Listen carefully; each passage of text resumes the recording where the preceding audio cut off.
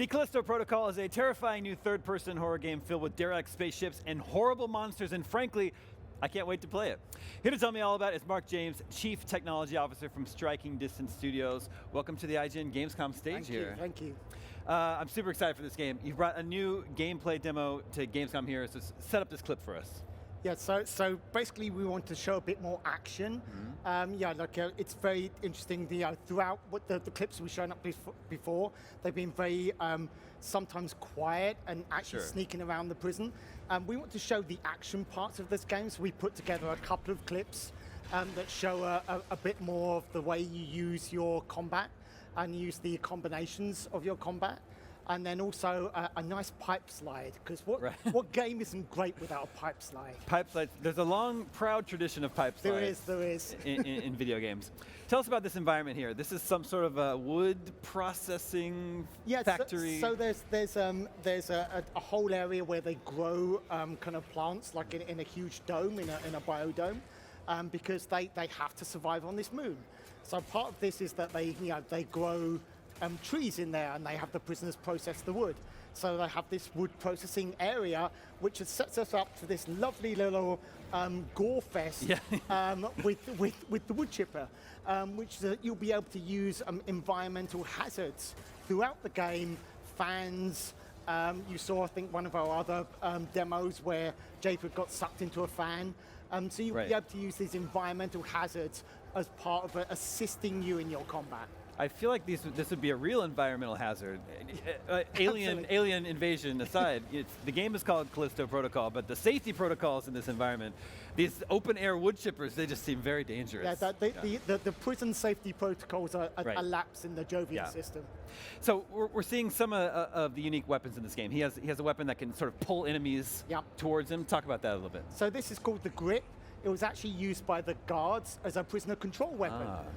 So they get it to use the prison, move the prisoners around from cell to cell. They can use it to push prisoners back in riot scenarios. So this is a repurposed guard weapon that Jacob finds and then uses to actually lift and push back. It will have its own power. It will have its own collection mechanism. You won't be able to use it all the time, but we want you to add that into this kind of almost ballet-like scenarios where you're switching between the melee to the grip to the ballistics, and you're using them in your own personal style, and it feels very natural to you. Interesting. We're seeing the water slide moment here.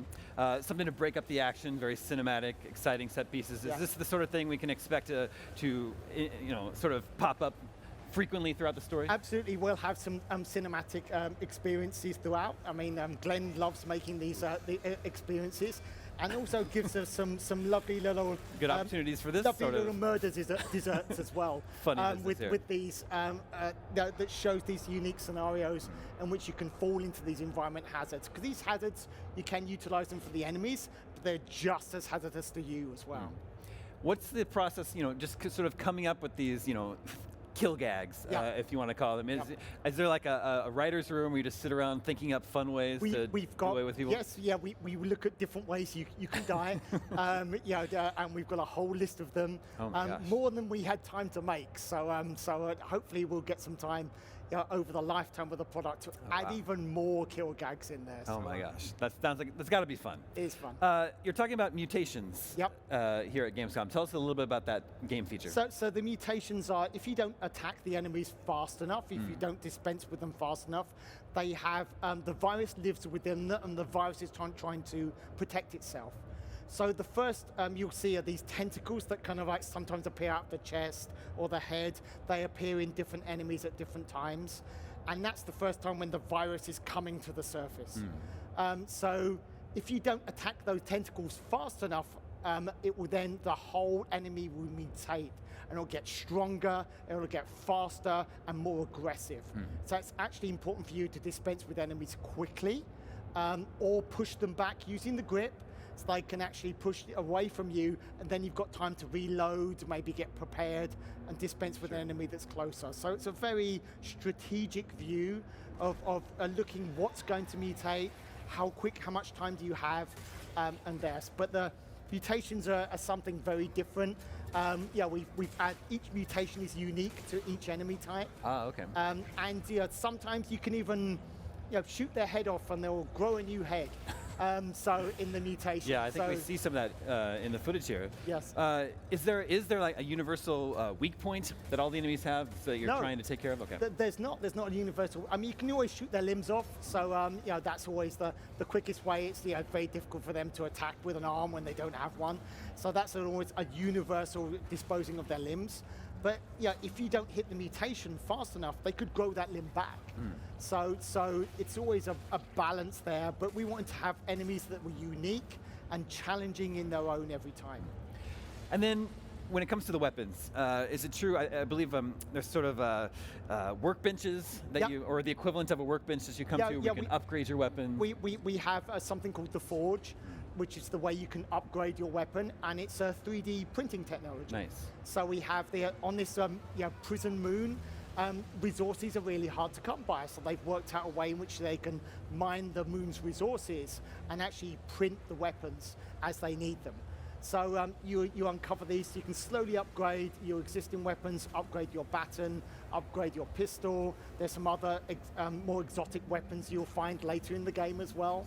And you can also just even upgrade your grip as well, so larger lift times and more sustained lift times, so you can actually lift larger objects in there. So we want to have a full upgrade mechanism, but we also didn't want to give you too much. This is still survival horror. Sure. And we want to make sure you're discovering everything, you're searching for every bullet, you're searching for every upgrade.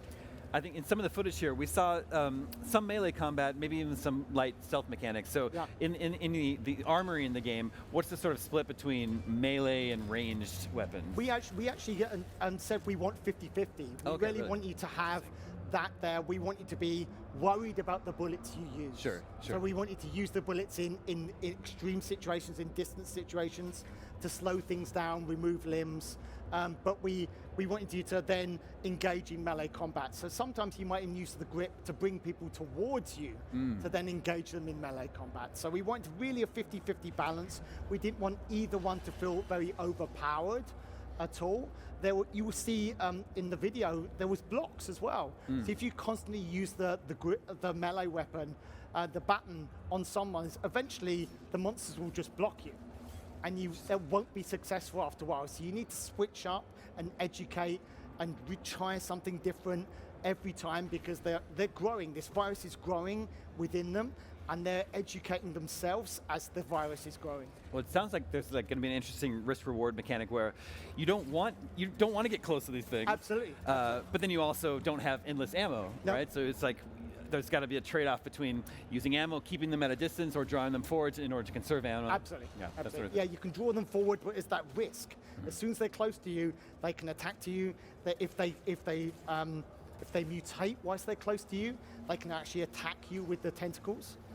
So it's risky being close to these things. Is there a favorite weapon in the game that you can talk about at this point? I love using the stun baton. Which one? The stun baton. Oh, okay. I actually because I'm a melee player, nice. And it's very interesting to see different players come out within there. So I'm always the guy that's going in and trying to hit something with my big stick every time. Ooh. So well, I'm looking forward to hitting things with the big stick later this year. Callisto Protocol, I'm super excited for it. Genuinely, it's one of my most anticipated games. So thank you so much for coming by the show today. Thank you very much. The Callisto Protocol launches this December on PC and consoles. Keep watching IGN Live at Gamescom for more.